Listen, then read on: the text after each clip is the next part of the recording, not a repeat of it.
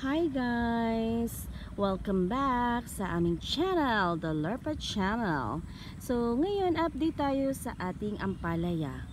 So, parang 5 days tayong nawala, hindi tayo nakapag-upload dahil busy tayo sa trabaho. So, ngayon, balik naman tayo sa pag-upload or pag-video ng ating mga gulayan. So, after 5 days, guys, di ba nag-harvest kami noon?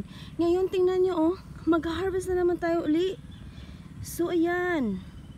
Malalaki na naman ang ating ampalaya. So yung ating ampalaya ay harvestin yan bukas. Tapos ibebenta natin yan sa palengke. Ayan na siya mga guys. So hindi talaga ang ampalaya ay madali. Madali siyang maging pera. Hindi siya ano. Tingnan natin oh. Ayan. So, kung gusto mong magkaroon ng kahit pa konti lang, may try muna magtanim ng ampalaya kahit ilang puno. Then yung mga sobra, pwede nang ibenta at saka maging kabuhayan na. Ayan siya guys. So, ayan oh, namumunga na naman siya ulit. Patuloy lang siyang namumunga. Ayan. Oh, ayun guys.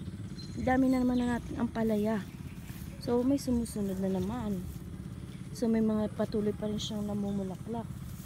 Ang ampalaya talaga, madali siyang maging pera. Ilang days lang, lalaki na siya. Then, ayan oh, may mga sumusunod na naman.